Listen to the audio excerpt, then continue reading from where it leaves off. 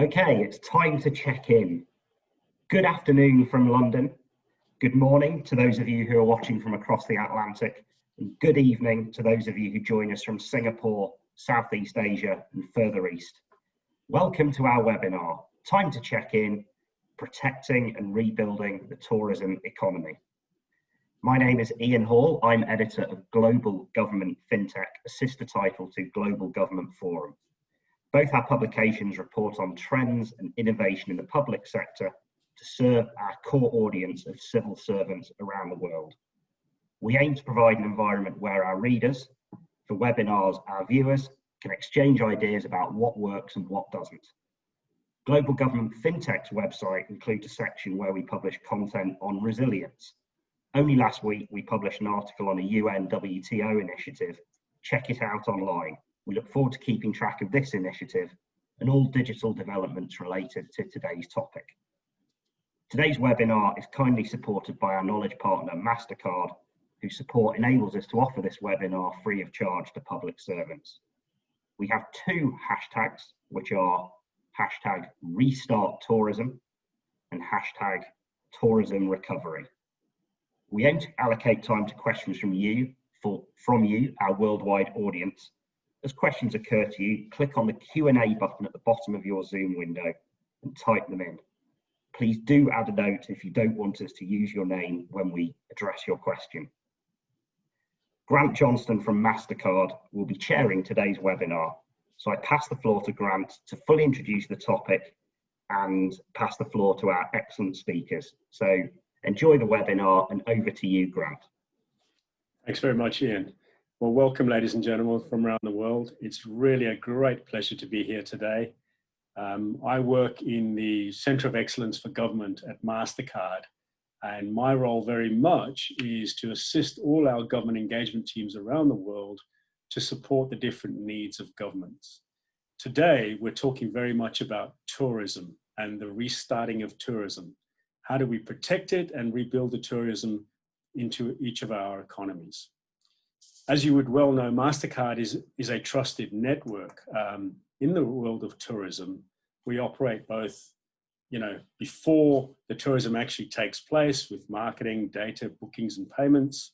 We operate during the tourism experience, with transport, payment, digital identity and various other things. And then we operate with, the data sets and the different data that we provide to organizations around the world. We are very confident that tourism will rebound. I think what the questions are about today, and we have a really great panel that I'll introduce to you in one sec, is just really about how we reset, we refocus, how we address the inclusion issues, the new technologies, the digital innovation that's currently taking place, and how we do all of that with a sense of, responsible development. And so without further ado, I'm going to just introduce you to each of the panelists. Natalia Bayona, who's the Director of Innovation, Education and Investments Department at the World Tourism Organization. Minister Najib Balala, who's the Cabinet Secretary and Minister of Tourism and Wildlife for Kenya. He's also, by the way, the Chairperson of the UNTWO Executive Council. We then have Thomas Deschamps, who's the Head of Paris Tourism, the Research Department at Sustainable and Accessible Tourism, the Paris Convention and Visitor Bureau in France. Next up, we have Norbert Kettner, who's the Director of Vienna Tourist Board of Austria. And last but not least, is Chi-Chuan Po, who's the Acting Chief Technology Officer, the Technology Transformation Group Singapore Tourism Board. Now, I've had the great pleasure of talking to each of these people over the last week or so, and we have 5 very different perspectives on how this is going to work. So again, to just echo what Ian's saying, please ask your questions. The more you ask, the more we can answer. And I think that's what this is about. It's about that knowledge transfer in terms of how we protect and rebuild tourism to the benefit of everyone. So with that, I'm going to move firstly to Natalia just to introduce herself, to tell you a bit about who she is and what she does. I'll then move down in the order of the slide that you can see on your screens. Once Chi-Chuan has introduced himself, I'll be coming back to Natalia to give us her opening statement. So Natalia, over to you for a quick introduction. Thank you so much, Grant. It's my pleasure to be here with you today and with our Minister Balala, that I am really thankful with him because, of course, he has been chairing all the Executive Council during this pandemic. And of course, it's amazing to see Thomas, Robert, and Sichuan as well. They're coming from innovative countries, innovative cities. So it's amazing to have a high-level panel here today and to discuss with you about what I do on my daily basis. So Grant, as you know, I am passionate on empowering youth. So that's what I do in the Unwto. So what we do basically regarding innovation is we develop different startup competitions and challenges in order to foster the tourism innovation ecosystem and to help to build business opportunities and to open doors between investors, governments, the academia, startups, corporates, and so on. Regarding education, that's a top priority. What we do is basically we help to mind that strong gap regarding education in order to add value through different type of skills. We work with more than 200 universities worldwide in order to encourage the labor workforce in tourism to gain new and to be updated regarding skills.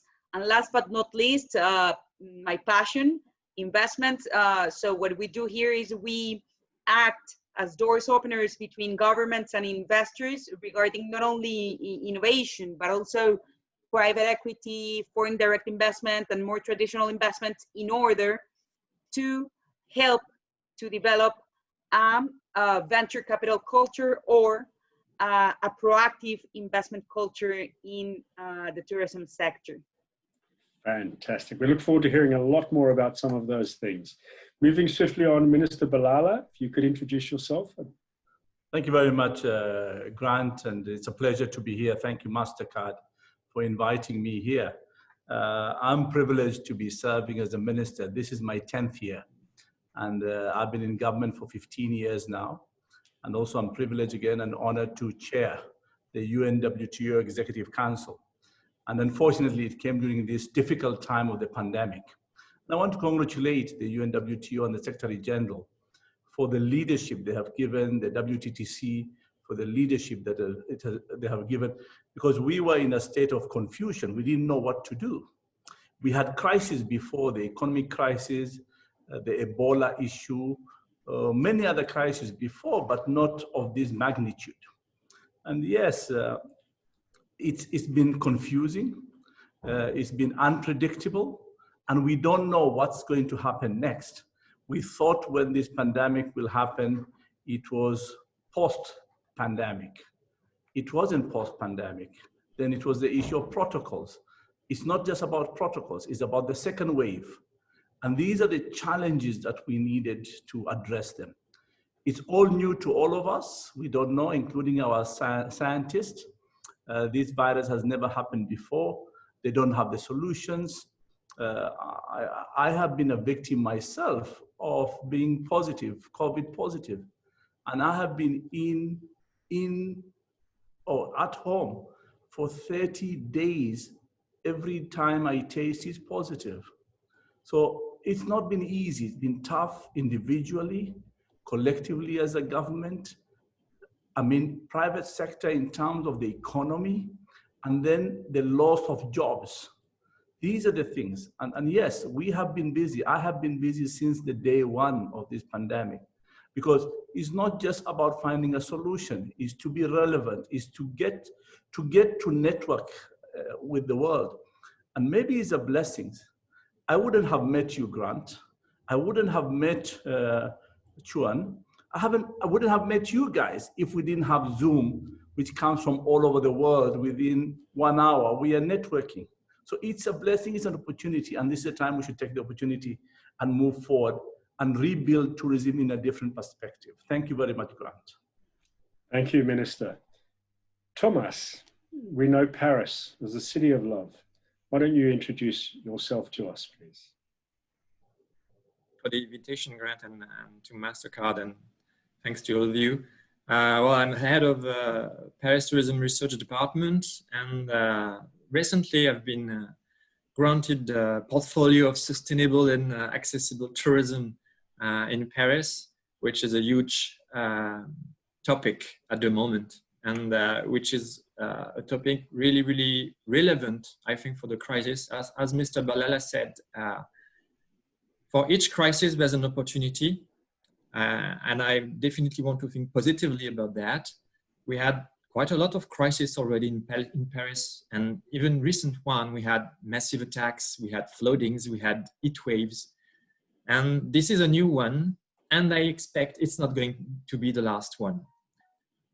So that's why the subject of your conference today is really important in the sense of protecting tourism is something really, really important. Thinking of it, the way it's got to be renewed, maybe, and rebuilding it, because of course the professionals and the economy is suffering a lot. So yes, it's. I'm really happy to talk about that with you all. Fantastic, thanks, Thomas. And I'll hand over swiftly to Norbert to tell us all about himself and make a short introduction. Yeah, good morning, good afternoon, and good evening from Vienna. I joined the Vienna Tourist Board in 2007, so it's my 13th year. It's one of my most exciting years, actually, at the Vienna Tourist Board. We already started the transition from what we call DMO, Destination Marketing Organization, to an DMMO, Destination Marketing and Management Organization, a few years ago.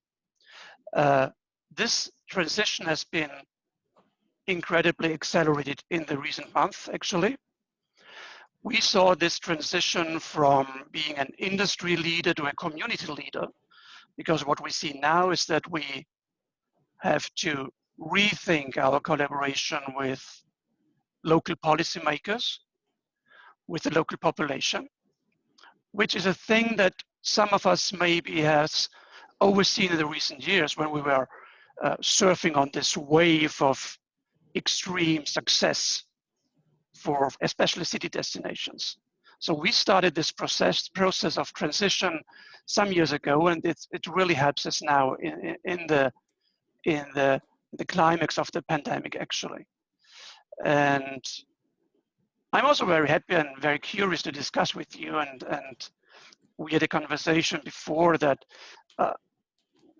my optimism is very much linked to the fact that we are now coming to the essence, for example, of digitizations. And we are discovering many essences.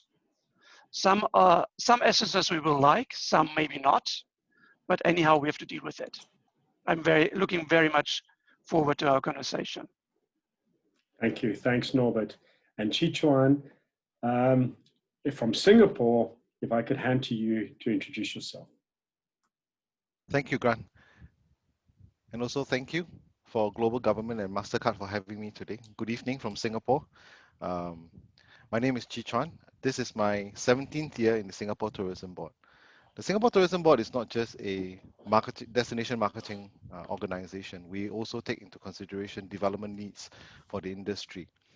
And when I joined the Singapore Tourism Board, it was right after SARS. So basically, throughout these 17 years, we have seen the Lehman Brothers crash, the global financial crisis, but never have we seen such a big slowdown in tourism ever before in 2020. Our international visitor arrivals this year would knock us back all the way into the 80s, where I was still a very young boy back then. So we think that certainly, looking back at our history, every time where we have a big crisis like this, we will always take the opportunity to reset. But we always manage to be able to do so, and therefore we are looking forward to how can we learn from distinguished panelists today, and also our audiences, on good ideas, and perhaps do our part in sharing some of the things that we are doing. As my role dictates, I'm a Chief Technology Officer for the Singapore Tourism Board. We have begun our digitalization strategy. I would say that progress has been good, but we really want to go faster. And I think basically what we have achieved this year, when we have the lockdowns and really people are looking forward to using technology to change their businesses, to find new ways to make use, to harness data, we have basically covered a whole lot more ground this year than the 4 years combined in the past. So looking forward to hearing from all the distinguished panelists and wishing everybody well. Thank you. Thank you so much. So, ladies and gentlemen, as you can see, 5 very passionate, very skilled, very adept people in tourism. This is the chance to ask questions. So if I can once again, just please ask the questions you want to ask, because that's how we're going to disseminate the information you need. And without further ado, I'm going to pass over to Natalia to tell us what she has to tell us. Thank you, Natalia. Thank you, Grant. So basically where we are, of course, when we see the past is almost 1 year ago, we have seen that tourism was beating records regarding arrivals. It is the most human economic sector. So by far, technology is a way to improve our skills and not to replace us.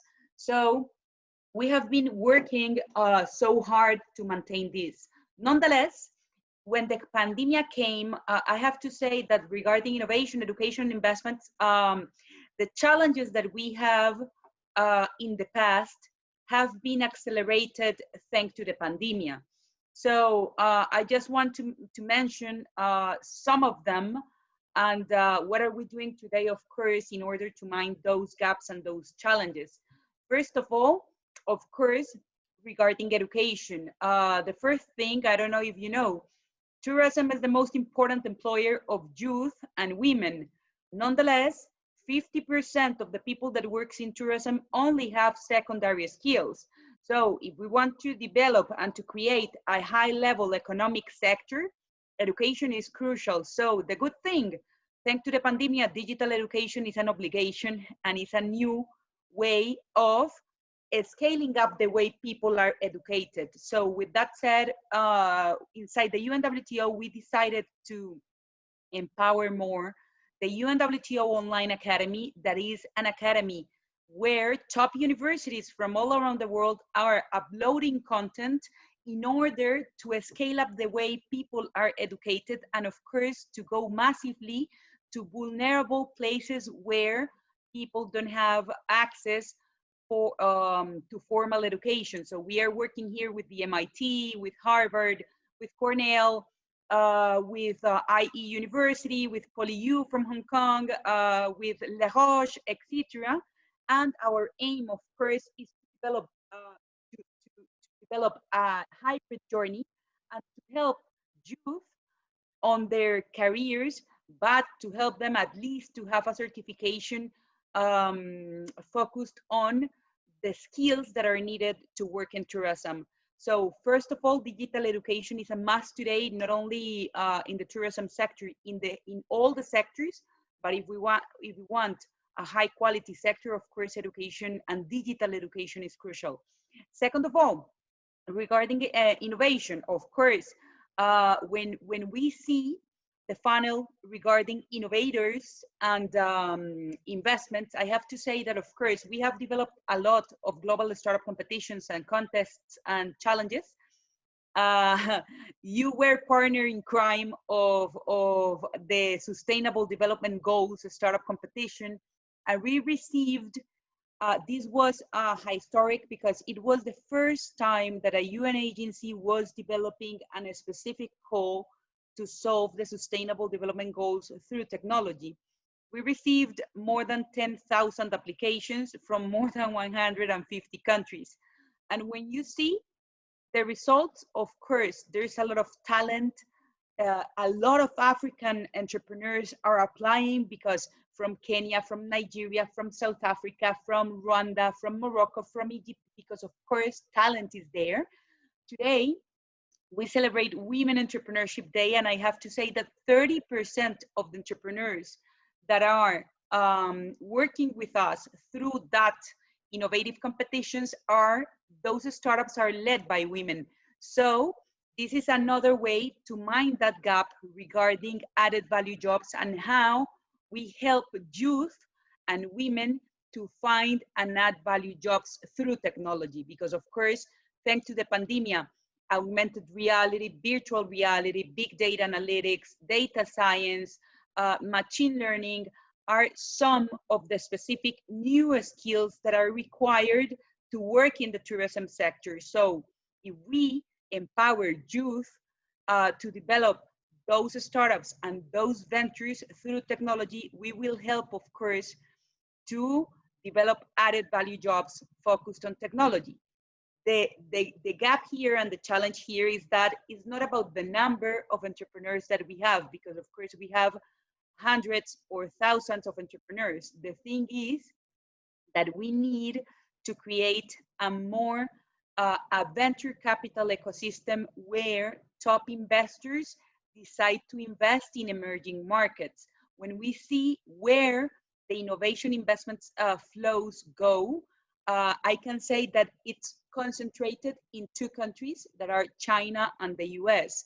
But here I have a question. If Europe represents 50% of the international tourism of the world, why the investors are not investing in innovation in Europe, for example? Everything is super concentrated in two blocks that are, of course, the two most mature innovation ecosystems in tourism. So our challenge before and after COVID is to help and to guide investors and to help entrepreneurs to do that match between ventures and venture capital or corporate ventures in order to bring more capital focused on innovation. And last but not least, regarding investments, this is crucial, green investments, sustainability, this has to be part of our new normal if we want to rebuild tourism better again. Of course, before COVID-19, we had some challenges. Over tourism was a challenge. Today, of course, we don't face that challenge. But thanks to technology, some countries and some cities in Europe has been working with big data analytics, with MasterCard, because you are partner of some of those countries, in order to see dashboards and to take better decisions in the way you are marketing destinations, in the way you are approaching better to the type of tourist that you want to achieve. So the magic of sustainability is that if we take into account technology, if we include communities, if we include the local culture, if we include here investors that are interested on creating new ways to develop, for example, rural tourism, towns, etc., and not just building a typically hotel, to build a smart hotel, a green hotel, a place where, of course, culture and uniqueness is there. Of course, in that way, we will talk in 10 years about sustainable tourism, and we will do that job better, and of course with efficiency and with impact.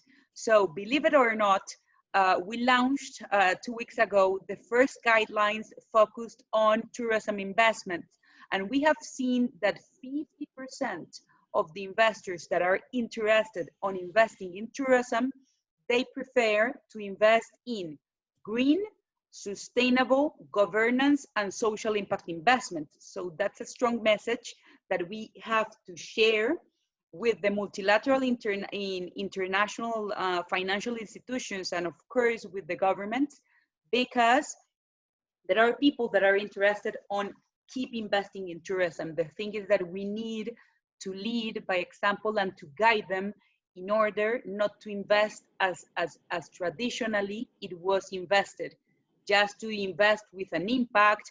For example, I've been in Saudi 3 weeks ago, and grant, for example, the investments that are developed there for amusement park, for hotels, etc., are joined with education programs for the people that in 5 years will serve and will work for the tourism sector. So in that way, we are working of course, of bringing money to the countries, developing infrastructure for the countries, but helping the national talent to be updated with the skills that we need in order, of course, to create a high-level economic sector. Fantastic. Thanks, Natalia. You touched on some very, very important points there. I think what's really interesting, is there's already questions coming through. And just some of the many things that you've said in terms of, the innovation, the jobs, the upskilling of people, the green investment, really important topics we should and will delve into as we go through this. But right now, I want to pass to Minister Balala, just to get a perspective on some of the things you've said and how tourism and, COVID-19 pandemic maybe helps us to reset and focus on issues that are important to Africa. Minister Balala. Thank you very much, Grant and Natalia. Great presentation on your perspective of innovation. Definitely, Kenya was having the best year in 2020. And now everybody has become the worst year, 2020. So we can sit down and complain and wait, or we can rethink altogether. We decided we are going to rethink, and I think the whole world must rethink. The most important thing that is first is immediate or current. What are we protecting right away? What we are protecting right away are jobs, small businesses, the SMEs. How do we make sure that they don't sink, they don't disappear? And when there are no jobs, there is turmoil, protest. Yeah, and these are the challenges we in government are worried and facing. Thank God in the last 10 months, we tried to manage. It's not been easy. The chaos we see in our own medical fraternity in Kenya, with every time threats of even the doctors and nurses protesting because of, again, remuneration, and the chaos of managing the pandemic is not only unique to Kenya, it's globally. The frontline health workers are at risk. They want to be protected. All those challenges are there. So what we are doing is that we want to protect the current existing. We in Kenya gave almost 50 billion Kenya shillings, that is $500 million immediately just to safeguard the situation, stimulus, and another almost $200 million, $2 billion in terms of just making sure that the economy is sustained. So these are the big challenges we did. But it's not been easy, and sometimes you wonder, is this stimulus packaging coming too slow or too late, or are they even going to sustain the jobs? Because we don't know when is this pandemic going to go. These are immediate things we need to do. But it's an opportunity as well. We need to reflect. We have been blamed in the tourism sector that we are not environmental friendly. We are the ones who are messing the carbon emissions, and we need to be neutral. Yeah. So these are the challenges and the green economy and all this, and also appreciating the local community. We build hotels, 5-star hotels, and then the people around us are 2-star communities. How do we make sure that we mitigate all these issues? This is the opportunity. We redesign, we rebuild, we remodel our businesses. Probably, and I've seen a hotel here in Kenya. They said they are now working with 30% cost. So what happened to the 70% cost of operations? Because they didn't look at the energy cost, they didn't look at the water, they didn't look at staff and productivity, all those issues. Probably this is a blessing in disguise. And these are the things that are reality to today. Definitely the future, what's going to happen in the future. People are desperate, people are anxious, people are frustrated to have been locked down for almost 10 months. I am here at my house, I cannot see my own siblings just an hour ago from me for a month and a half. It is really straining and psychologically affecting me and my family. How do we sustain that? So the moment we get the opportunity to leave, we want to jump and leave. But at what risk? Again, The big deal will be the vaccine.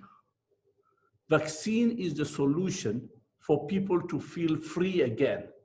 And I'm glad all the new pharmaceutical companies and the vaccines have been introduced, which are going to work. And how do we distribute them and get it done? Are we going to get summer 2020, 2021 back to normal? This should be our target. Summer 2021 should be our target, that we are back to normal as a people and as a community. Otherwise, we are going to suffer much more. Then definitely, currently we have opened our borders. Yeah, there's a lockdown, then people want to go for festivities. What is it? People fear. It's not just about opening the borders and give them a good deal on airlines and give them a good deal in a resort. I think there is a lot of fear. People are not just going to move in. So what will be the next or the future of tourism? Number one will be health. And we need to put health in the rethinking and redesigning of our products. Number two will be technology. And I'm glad with the big data and all this analytics, I think people will analyze much more. People will look at things, what is value? Are they comfortable? The risk will be minimized. So data is key. And I'm glad, and you have seen, most of us, and I say it here, that would I have got this opportunity if it was 2019 to speak to all of you and network today? But how's my internet? Am I accessible to internet? How's the speed? Those are the big challenges we need to address. People are talking about 4G. Yeah. In fact, in some countries, they don't even have 2Gs, or they are struggling to have 2Gs. And as Natalia says, 50% of this sector is people who have semi-skills. They don't have the skills. So how do we make sure that we are all aligned to technology? So speed is important. I see the 5G element. I think us in Kenya, we are going to go ahead with it. In fact, by end of this year, most of our country will be a 4G. So we are optimistic that we use 4G to communicate, because it's not just about tourism. It's about education, online education. It's about communication. Because today, if I want to eat, I cannot go to a restaurant anymore. I have to be delivered. I need to buy an app to buy my food from an application. Is it compatible? So yes, we in Kenya, we are among the top 5 countries in Africa that we are surveying in technology. Yeah, we introduced the mobile money, M-Pesa. We are the first country in the world, and it's working very well. Today, I don't need a bank account. My phone is where all my money is. I can buy, I can sell from my phone. So these are the new things we want to develop. And I say, yes, it is important. And people have suffered. Especially the SMEs have suffered. They need support, but they need to be aligned in a way that they're green when they open. They're conscious of their client. It's not business as usual. People were complaining that it's over tourism. Now you don't even have one tourist. How do you survive to tomorrow? Yeah, I sympathize with the Venetians. I sympathize with people in Madrid. I sympathize with people in Amsterdam. Yeah, because the local community were overrun. How, when we open back, we make sure that we take value of the local community in Amsterdam? We'll take value of the Venetians in Venice. We take value in Madrid or Barcelona. And how do we make sure that countries like Kenya have enough to sustain the economy and their population? Yeah, so yes, these are just challenges, but I'm glad we are here, all of us together. But I can tell you, Grant, number one will be health. Number one will be health, and we must take health seriously. We might get a solution in terms of a vaccine, but actually we need to be conscious about health, about environment, and definitely we need to be conscious about the client themselves. The client is the key, and we need to make sure that we take consideration of them. Thank you very much, Brian. Absolutely. Thanks, Minister Balala.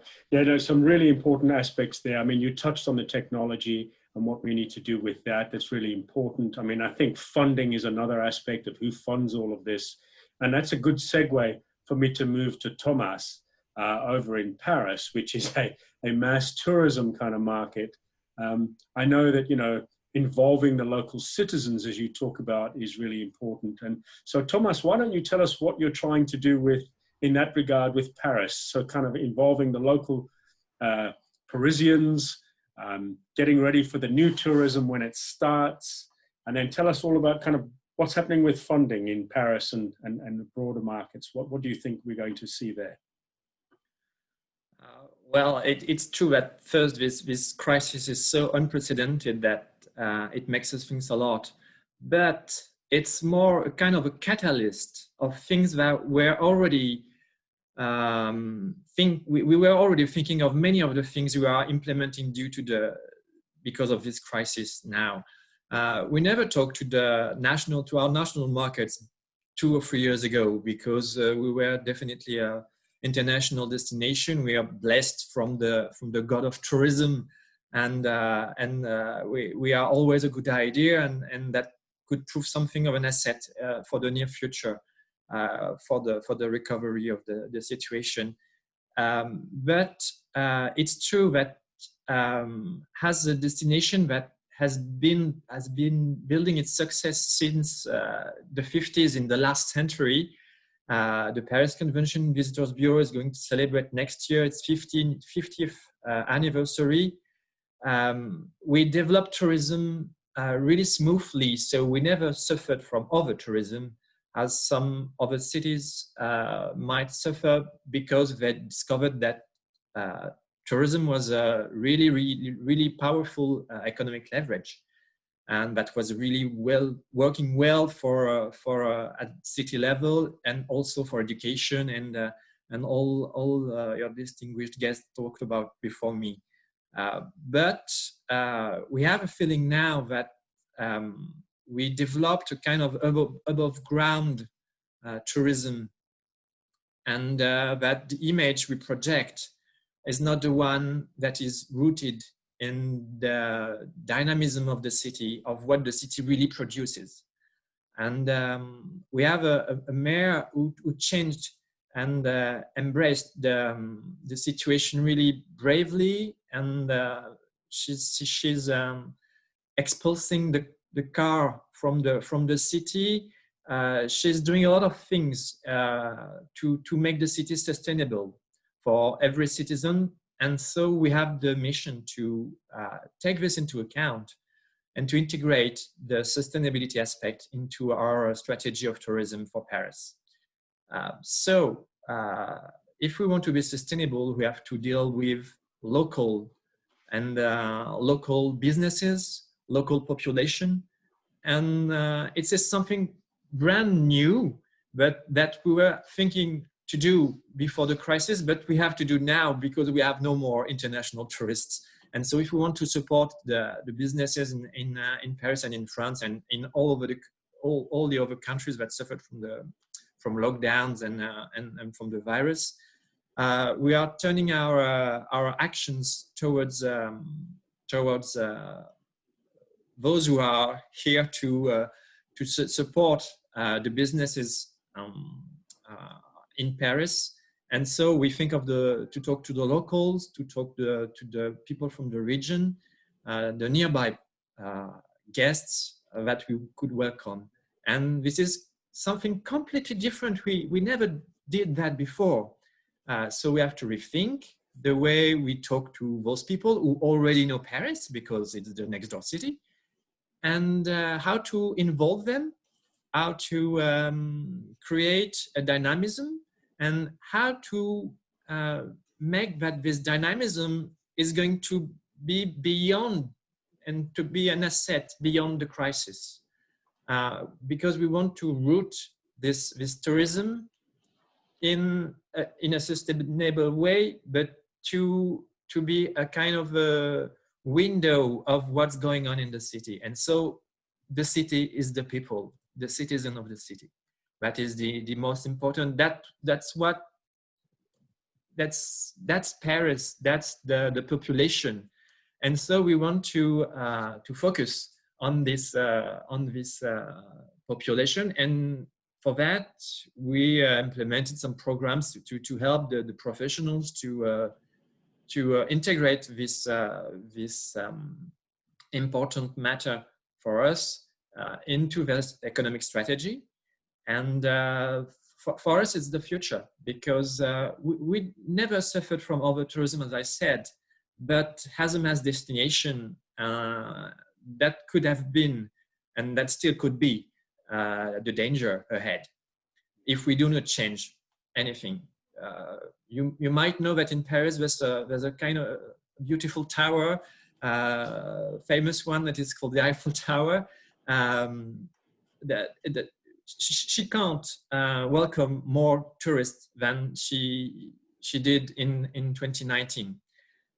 So this was a record year for us. So we have to think of other solutions, and we have so many things to discover, so many assets that we could use, and that the people do not know, the tourists do not really know. So we want to make them aware that there's something else behind the Eiffel Tower. There's an economy, there's a dynamism, there's a youth, and they want to take their part of the situation, and they want to be the future. So we are not desperate at all, because we are lucky to be already rooted into the minds of a lot of people who wants to come here. So we believe that recovery is going to be really fast, because people want to travel. They really, really want to travel a lot, and they've been locked, and they will come back for sure in a different way. And we really thought also that the problem is going to be business travelers, because the economic impact of the crisis is going to be really strong on the economies all over the world.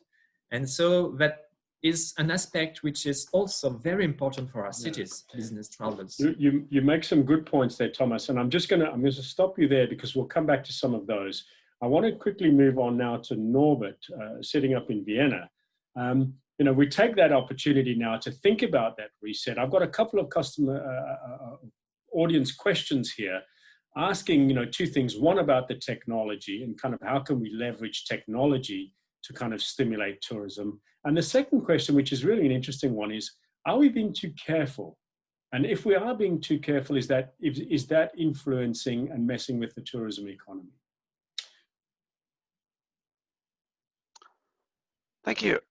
Just for my understanding, the question was, are we too careful? Correct. Careful with what? Are we being too careful in terms of opening up for tourism? I would start with two remarks about the current situation, and then going to the rebuilding thing of our discussion.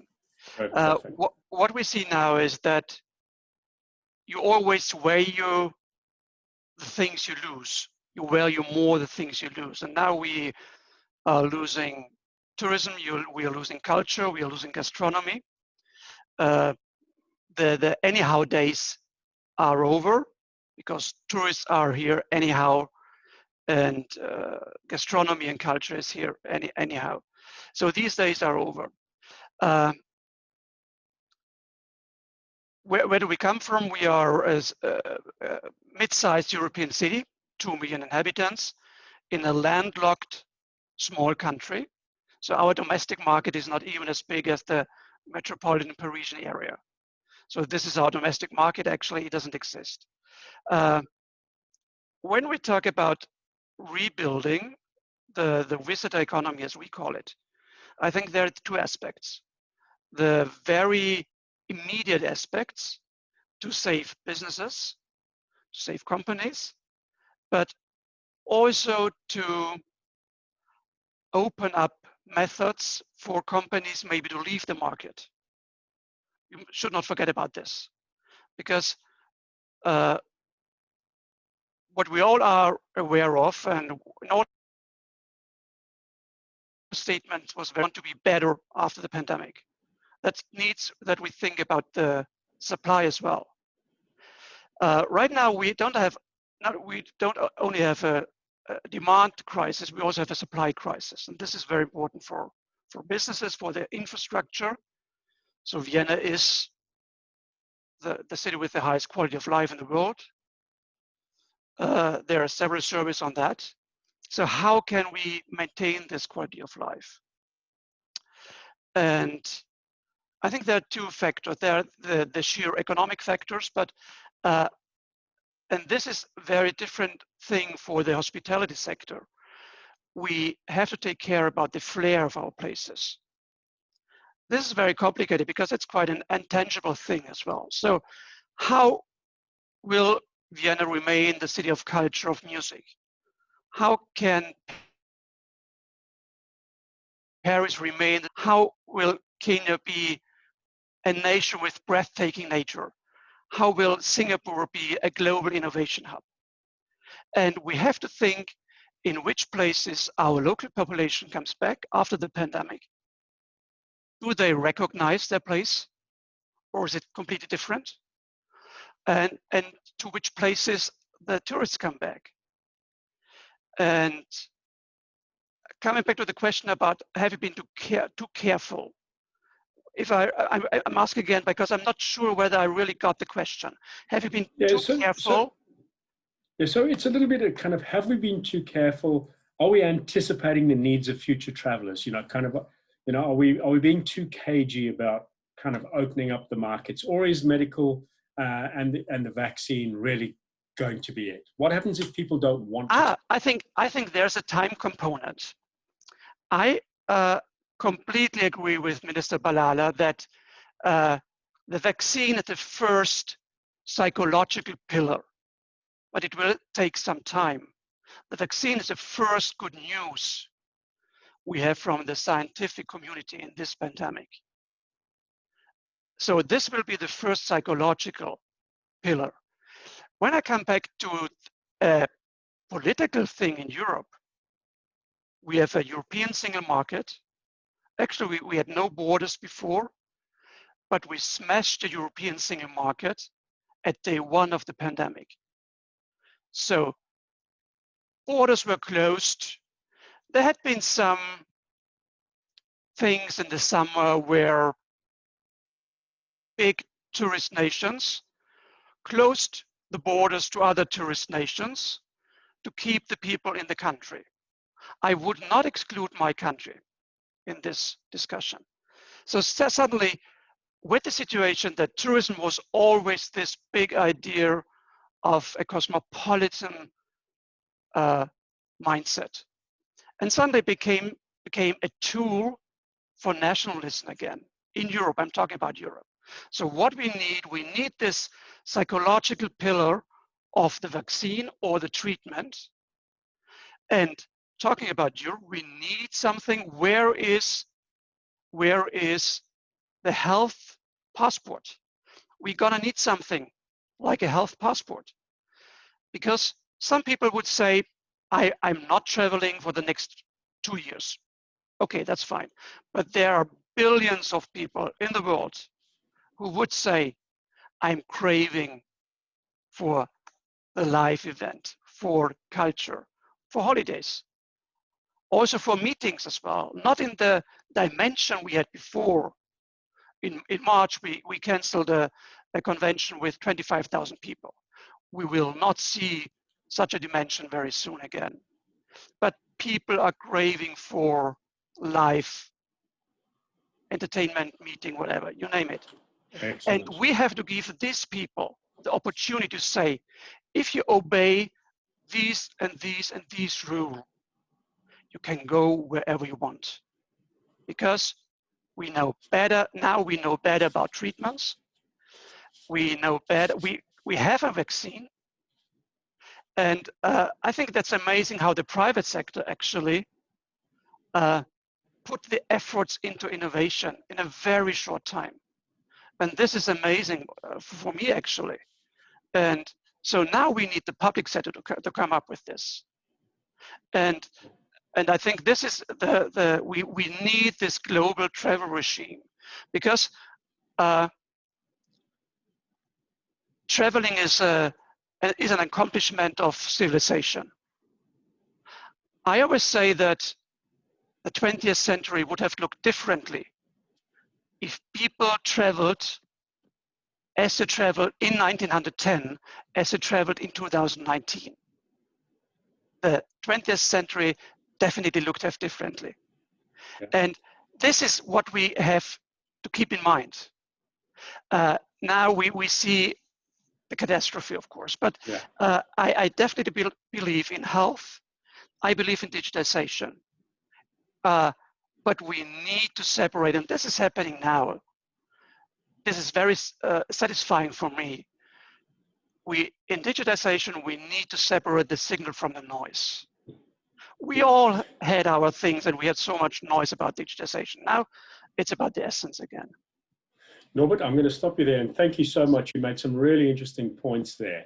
And I'm going to go now to another market, which is a crucial travel hub, with a very small local population. And so really, Chichuan, I'm going to come to you. I know that safety and security has always been important for all travelers.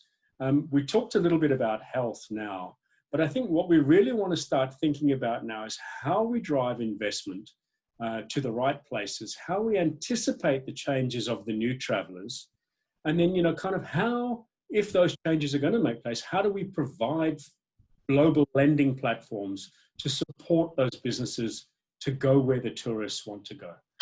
Over to you, Chichuan. Thanks, Grant. I think along the lines of what the minister has been saying, and subsequently, I think Norbert really kind of brought through the good point, is that do we really need to wait till the vaccine is here before travel can resume? And I think basically for a destination like Singapore, we can't.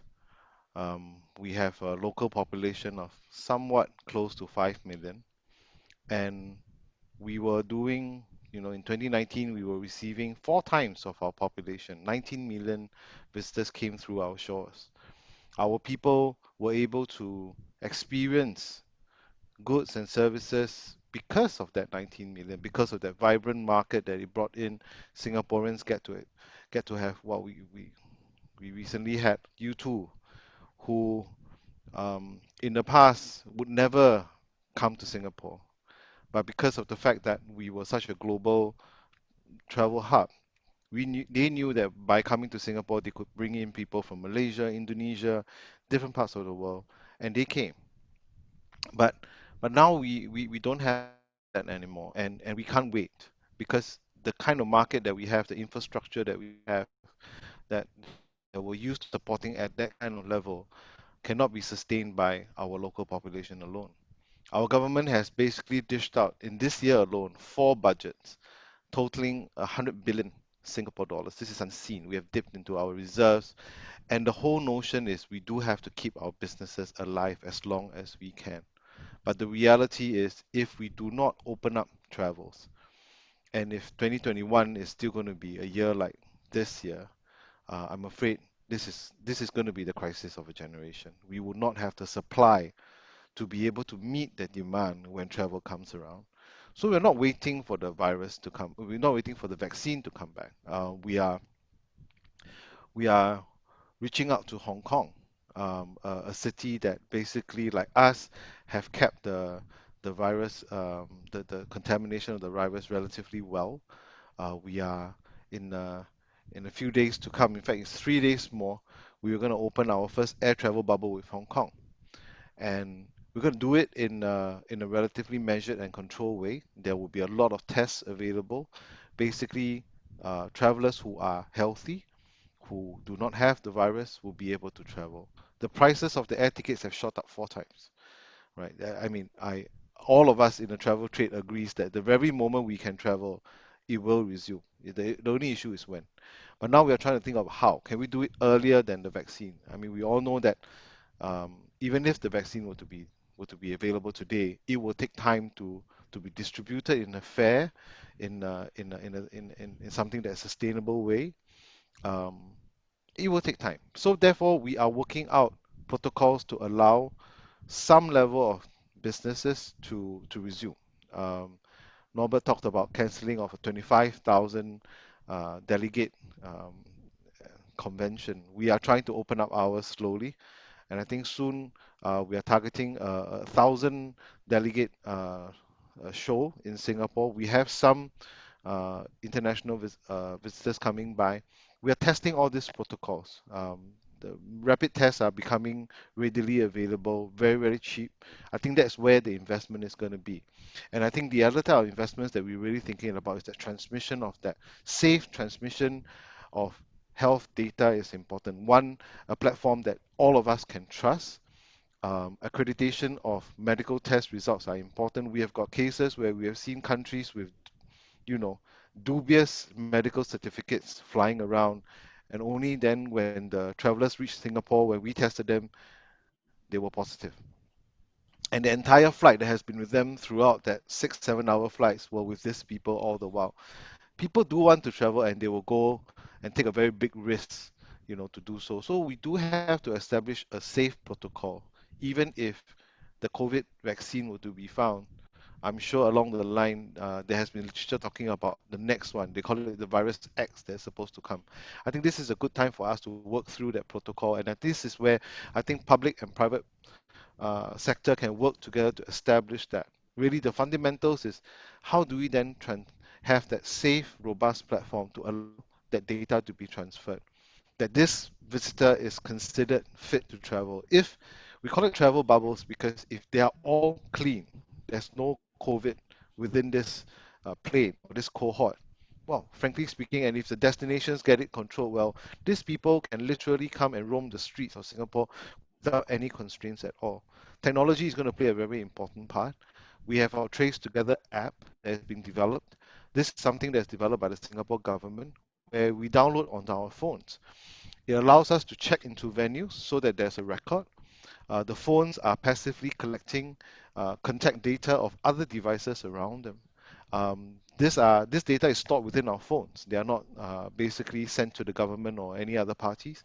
The very moment an individual is tested positive, that data is pulled out from the app, and it allows us to quickly establish who were in contact with us over a certain period of time, and therefore allowing us to then reach out to these people and bring them to be tested and contact trace them in a far easier way than what we have done before. So technology can do a really, really big role. And I feel that these are things that we are discovering along the way.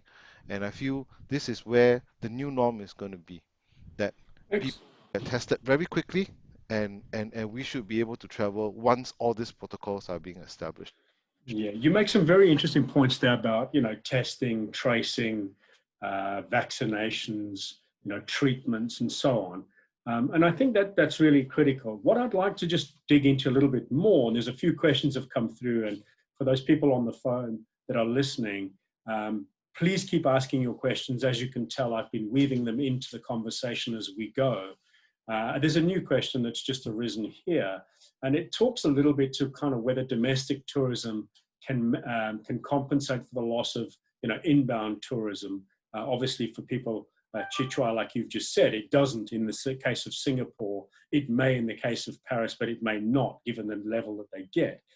What I'd like to just delve into a little bit deeper here is, where do we see the opportunities for the public-private partnerships? I know that, people like MasterCard, we provide data to people so that you understand kind of what's happening with volumes and where they're coming from and so on and so forth. That's just one example. There must be other examples where we can build partnerships into that tourism industry. So, and this is open to anybody that wants to take this question. Sure, Mr. Minister Balala. Thank you very much, Grant. First of all, we want to make it very clear that people will not stop traveling. The suspension of traveling is only now because there is fear and there is no solution. The minute the vaccine is rolling out, it will not be immediate, but at least there is some confidence brought back. So people will travel. If not this year, next year they'll travel. And the choices that they have immediate is travel nearby. That is domestic travel. So don't travel by air, maybe it's too risky. Travel by car, travel in small groups. These are the things that are going to be developed, and these are the new norms. As you can see, Parisians have been ignored maybe before. Now they are more important. Other countries, even us in Africa, we never had a big domestic tourism in the continent of Africa. We relied mainly on Europeans and Americans and Asians. So we have to build infrastructure in the continent of Africa. One is road network, connectivity, air network, and rail network. Today we discussed in the morning on air connectivity.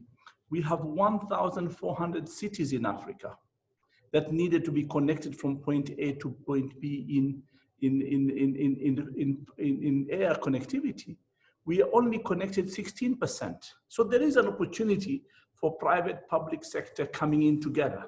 Again, data, the big data that is required. The other thing is that how do we make sure that it is safe?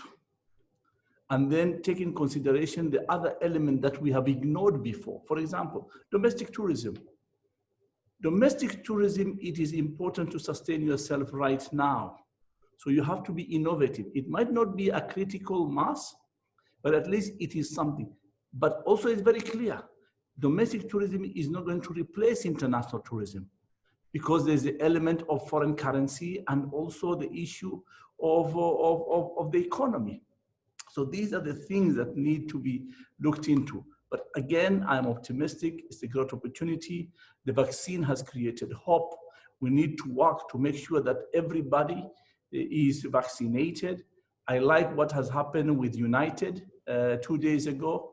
They make sure that they give you free vaccination, free tasting at the airport. So there's assurance on the other side. That is a positive thing. So that health passport nobody has talked about, it will be a must. For example, today, I cannot enter probably to Hong Kong or any other country if I don't have a yellow fever certificate. And these will be the new norms. So we don't force people to change, but the circumstances has forced us to change. And are we overreacting? Yeah, we must overreact because health is very important. Thank you very much, Grant. Thank you. No, I really appreciate that. And that brings me then to a question. I'm gonna actually ask Natalia to respond to this. If it is health, and and we want tourism to be inclusive, and we want it to be responsible and eco-friendly, and so on, how do we give that medical access? How do we give that technical access? How do we give that skills access to the people that currently today, many women, many people, younger people, many uneducated people, how do we actually bring them in so that they don't see the Eiffel Tower as this big tower that sits up there in the sky that they don't have access to? How do we give them a sense of inclusion and ownership in tourism? That's a very important question. So I see like two ways. First of all, of course, that's the magic of digital transformation. I have seen, for example, what European museums have been developed thanks to augmented and virtual reality. So they have developed a lot of applications where you at home can come and can see the different, of course, expositions, temporary expositions, etc. And that's a way, of course, to get closer to culture or to education in different ways and in different scenarios. So it started as a way of still opening the doors of the museums. Nonetheless, if you ask me, of course, bringing that knowledge and bringing those applications into Latin America or to other, to Africa and to Asia Pacific, where there's a lot of talented people that wants to, of course, be aware about European culture. So thanks to new technologies, that's a way.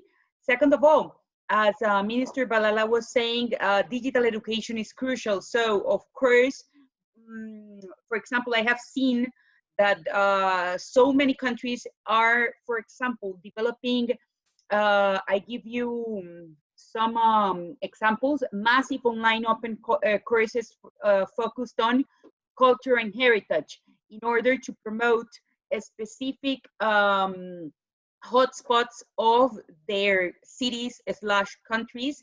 And with that said, of course, they are partnering with UNESCO or with UN Habitat or with the UNWTO, of course, depending on the scenario.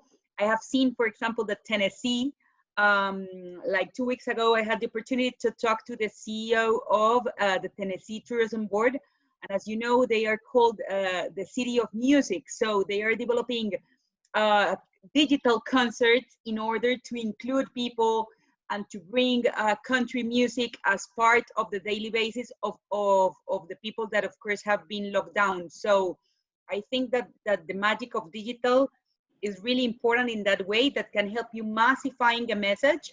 Nonetheless, you have to be aware about mixing this, because of course this online world is here to stay, but our presential world, our human touch is crucial for the tourism sector. So the challenge here is to deal with the two worlds and to include people through digital platforms, but then to help them to find a job and to find opportunities in the presential world in order, of course, to get an equilibrium between both sides. So some interesting points you make there. I'm going to ask you just one other one quickly. Is the United Nations leading a global standard for a health pass? You know, given we've got all these multiple different vaccines, is it going to matter which vaccine we have? Is it going to matter that we have this vaccine, but we still need to have a test?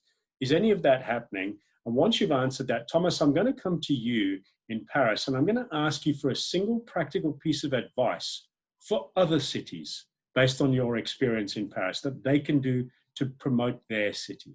Not necessarily in competition to Paris, but to drive something for them. So Natalia, just back to you, United Nations, are we building a standard for this health passport?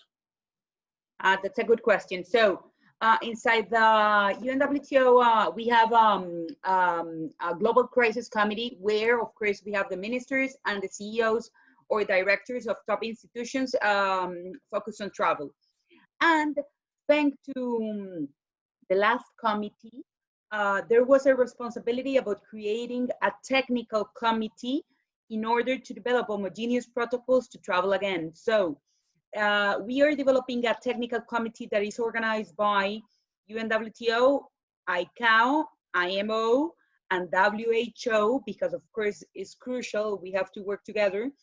And to be honest with you, of course, we have in the UNWTO, we have supported and we are working with at least 10 new technologies that are helping to develop safe travels protocols. Nonetheless, we have to be aware that we need an approval, of course, from WHO as well, ICAO and IMO. So that's why we are working with them in order to be aligned and to see what will be like the easiest way and the recommendations in terms of using technologies, using the cloud, using blockchain applications, tracking applications, etc., and to be super organized. I know that, of course, Singapore, for example, have been developing bubble travels with Hong Kong, thanks to different applications. I know that the World Economic Forum is endorsing the Common Pass, the ICC is endorsing AOK Pass, and we know all of them and we are working with them. Nonetheless, what we are trying to do is to approach those technologies that we think that they are feasible and that they are effective in order to aware WHO, IMO, and ICAO, that are our UN sister agencies, in order to be aligned and to help tourism to rebound again. Fantastic. Thomas, what does everyone need to do? If I had the solution. given that I think we've now solved the medical perspective. So people Well, how do we get ready for them? I think this crisis is rooted in a really, really huge problem, is the human pressure on biodiversity. And so we have to take that into account, and we have to think that the tourists know that more and more. And they want to change this kind of things now, and they want their activity and their consumerism to include this aspect. So my advice would be to take this into account. The consumer is changing, the tourist then is changing because tourism is a consumer. We're adding a paradox to tourism, another one. It's made of paradox tourism. It's supposed to destroys what it's supposed to protect in a way, and so we have to rebalance all the aspects. We're gonna achieving sustainable goals in the field of tourism is not going to be easy because we have really big stakeholders that will want to fill in their planes, or really big museums that will want to have so many visitors that it makes the visit uneasy. So we're going to have to address all these kind of problems. And I think I talked about a local market, etc. It's because we had so many crises in Paris that we think it's a way to smoothen the crisis, to have all these different circuits, local circuits, international one, national one, that we can address to in case a crisis closes one of them. And we have this crisis closing the international tap. And so we want to address this to the professional to say, but there are other markets you can address too. So think of it. It's gonna be a job for you to diversify your products. We don't know yet what the demand is going to be. It's going to be changing for sure, I think. And we don't know what offer we're going to have next year. So that's the big challenge we have to face now. But I think of it as a crisis. So we are at the peak of the crisis. We're going to go down, and the situation is going to be business as usual in a way. But we have to integrate all these new aspects that we learned from the crisis that we're already nursing before that crisis. Over tourism and ecology and flight chain and all these kind of things were existing before the virus. And so we have to address them now much more massively and much more efficiently because it's really urgent. Yeah, no, look, I think that's really excellent. I mean, I think, I'm hearing a lot of really excellent things that are happening. In terms of just staying positive, I mean, I know that people aren't seeing the travel volumes they want to see now. They aren't necessarily seeing all the solutions they want to see right now. Norbert, give us one practical aspect that people need to consider and maybe implement, given that we are going to stay positive, and why we should stay positive. Yeah, I think why we should stay positive. I think hospitality industry is one of the greatest industry in the world, and just to go on what Thomas said before, I think what visitors need in city destinations mainly is accommodation and public toilets. The rest do for your local population.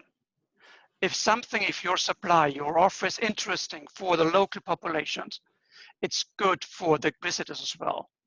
Only a city which is good to its local people is good to its visitors. And I think this is true for in many aspects. Why should we be positive? I think when you go back to the short digitization history, the first sector which was completely struck by digitization was the music industry. But the next one was tourism. Even before this year, every customer point was perfectly mirrored in the digital world. I don't say that we are perfect. Don't say that we have the perfect mirroring of our destinations. But so we have had a lot of accomplishments. And I think what has now been accelerated is that digitization became a cultural technique. In 1818, a light switch was a world sensation. In 1919, dealing with the net, you were really good. Nowadays, dealing with the net is a cultural technique, actually. And I think this is the big shift we are undergoing now. And one point when it comes to public-private, because this was a question before as well, I think collaboration, cooperation is a thing in a crisis. We as a tourist board, we are not part of the city administration. We are an entity, but we can be facilitator to local politics. So there are fields on different levels. Financing. We initiated equity fund in Vienna with private and public money, investing in SMEs for 7 years, up to 2 million euros, because we saw that equity is needed. Loans are wonderful, but a loan you have to pay back. Another level of cooperation between private and public is what we do with our destination app, for instance, crowd management, because the real truth lies in credit cards and mobile phones. From these data, you know what the people are really doing. So we integrated a system in our destination app for the time after the pandemic concerning crowd management. So when we see that there's a place really crowded and people are have downloaded our app, we can send them information. Hey, it's quite crowded where you are now, but you could go there because there's a special offer. If you go there now, it's half the price of the ticket. This is another level. Yes. Yeah, no, but I think that's really interesting. And if you allow me, I'm just going to go to Chi-Chuan because of the data. A lot of that you're talking about, that decision making, is based on data. So kind of where do you go to for that data? How do you get it? What do you do with it? And how do you share it? Because I think, Norbert, you made the point, collaboration is key in a crisis. So Chi-Chuan, I know you've done a lot of work with data. Well, what's your view on that? I think data is definitely we call it data is the new oil, right? But however, as with all oil, if you don't distill it, it's just $50 a barrel. We started the data journey way back in the 70s by, as a start, all travelers to Singapore has to basically fill in the, we call it disembarkation and embarkation card. And basically from that data, we analyze where our source market, how long they stay, and from there, basically shaped our strategy in terms of how do we then do marketing, who do we then target. We digitalize that card now. Basically, visitors can fill in that card somewhat 14 days before they come to Singapore. So we began to be able to analyze, is there a search? Is a search coming? We worked with our telcos, basically using their telco data. These are anonymized data, so we wouldn't be able to pick up individuals. But we can now, from the roaming data and patterns, begin to decipher what are the tourists doing when they're in Singapore. Do they gravitate around their hotels? Do they leave their hotels to explore Singapore? What time do they leave? What time do they check in? What are their preferences? With internet, there is a whole trove of data. Everyone is so private nowadays, but yet so open. This dichotomy is very interesting. You tell everyone what you eat for your lunch, what you eat for your breakfast, what are your favorite music, but yet at the same time, the personal data is sacrosanct. You can't go there. So from there, we begin to collect profile data. We are trying to then do a bit of analysis of usually what are the things people search for in internet. So we built ourselves a platform. We call it the Singapore Tourism Analytics Network, where we consolidated all these insights and basically visualize it. We started it with ourselves. I mean, we have to make sure that we know what we are doing. This year, we basically turned that platform outwards, and our tourism enterprises can now access those data for free. We put our data in there, and we are creating a data sandbox, because then we allow data collaboration with the industry. We set out our data charter. This is potentially one of the first data charters set up by a tourism board, where we list out our commitments to protect the data. Your data, when it's on our platform, we'll protect it as well as our own. And Yeah. basically, we want to be able to have that collaboration in terms of being able to use our data to do forecasting, revenue testing, A/B testing, for example. And these are some of the things that we are beginning the journey. Chitran, you touched on some really excellent points there. What I just want to press on a little bit more, and I'm going to come to Minister Balala. In terms of, we heard a little bit earlier from Natalia about kind of, the UNWTO looking at technology and so on and so forth. And the question is somewhat controversially, I expect, is whether it's the role of the UNWTO to be looking at technology or to actually set the underpinning policies, standards, and accessibility to that technology. How would you respond to that? Thank you very much, Grant. I think it's very important for UNWTO to ignite the interest of education and technology, because we cannot run away from it, or otherwise you'll be uncompetitive. And remember, the statistic that Natalia has given is that 50% of the population working in the tourism industry is semi-skilled, and they're women and youth, and they have just secondary knowledge. So how do we ignite that? And that is exactly what Natalia and her team are doing. But yes, the policy framework needs to be designed. What's to be done, who does it, is a different perspective. But remember, when you see the digital platforms and how it's being done, it's only in the advanced world. And the other part of the world is actually in the darkness. And that's exactly what Natalia is trying to do. How do we create the interest? How do we give education? Because tourism, before tourism was about passion, it's not about education and technology and science. Now tourism is more sophisticated because it is now the top employer in the world. It is a big economy with 10% GDP of the world. So it needs to be sophisticated, and that's exactly what UNWTO is trying to do. Look, I really appreciate it. We're coming to the top of the hour. Like all good panels, we never get to ask all the questions that have come through.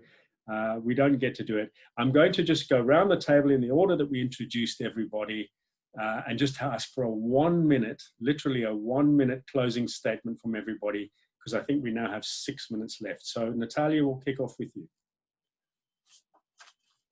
Thank you, Grant. My message will be, the responsibility of rebuilding tourism is not from the private sector, is not from the public sector, is not of the UNWTO itself. The responsibility is of all of us, and we have to work as a team if we want to rebuild the tourism sector and to lead by example, to be one of the most resilient economic sectors.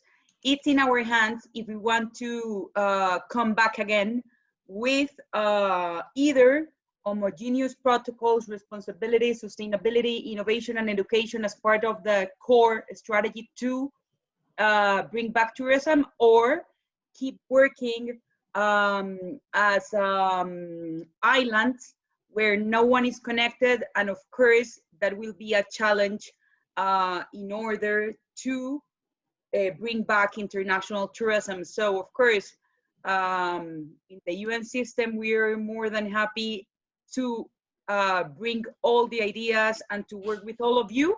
Nonetheless, the challenge is huge. And of course, I know that the sooner we work together, the better in order to come back. Thank you so much.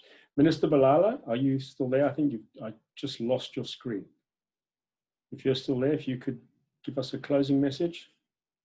If not, we'll move straight into Thomas. Thomas, please. Well, my conclusion would be, come to Paris, we need it. No, I'm joking, but I'm optimistic. I want to be, because as I said, there is many opportunities. That's what makes tourism really fascinating, is that it's embedded into our society, and our society is changing, and so tourism does change constantly. And so we have, as DMOs, we try to accompany the professionals to understand those changes through data, analyzing data. That's my main job, but also to embrace all the new aspects that are going to make our lives and the lives of our children. Are we going to be able to fly again? Yes, we will. We can't change this kind of things. We can't go back. That would not be called progress. And we have to think to tourism as a progressive activity. Because it links people together. And that's the main thing we have to think Thank you of. so much. Really appreciate that. Minister Balala, you're back. Just your closing 1 minute for us, please. Thank you very much. I was interrupted with some hiccups here. But yes, first of all, tourism needs to reflect and rethink how it should move forward. We need to address the issue of health. We need to address the issue of technology. We need to address the issue of local community and its participation and their participation. And then also it's very important value for money. That is key. And then definitely we cannot run away from technology. Technology will be key, not only for the sake of marketing or payment or big data for analysis and be able to venture into new markets, but also I think the domestic market has been ignored. I'll give you an example. Kenya is known for safaris. Most of Kenyans have not been to safaris.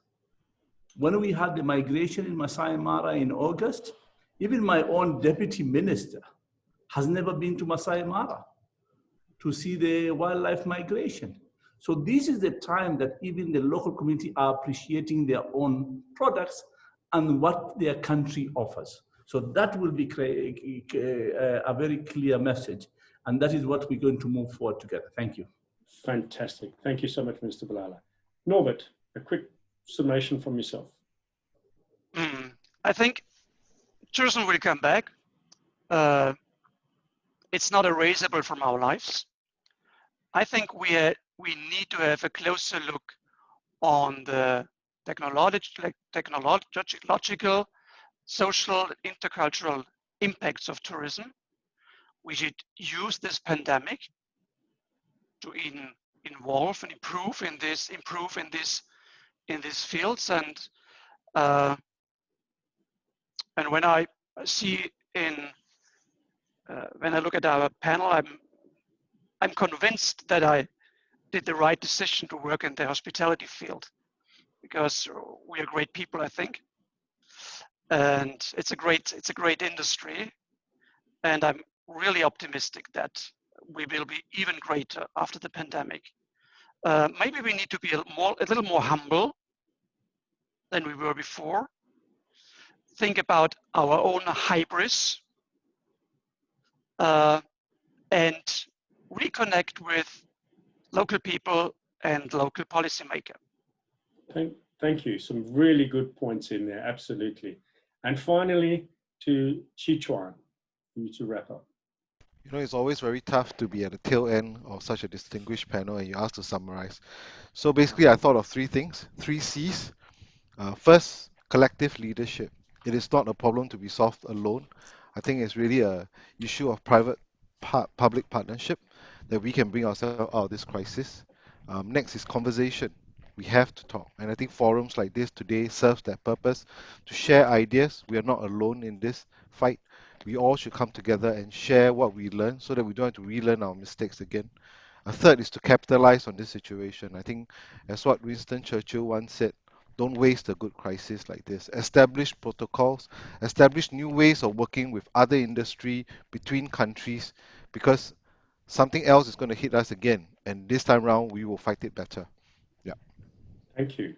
Look, and it leaves me, we're right on time. So, let me not be remiss here. Firstly, I'd like to thank the panelists. I really value your time, I really value your input. I really value your insights. Absolutely terrific. We'd like to thank very much the Global Government Forum for putting on this event. And as I say, you know, for me, what I took away from this session, if I'm going to summarize it very quickly, it's about being passionate, being positive, and being partners. And I think if we do that, we will reset tourism. We will see it come back better, stronger, faster, more inclusive, more responsible, and leveraging the technologies that are out there. And so I'll leave it at that and hand back to Maria. Thank you so much, everyone. Really appreciated the session. Thank you, Grant.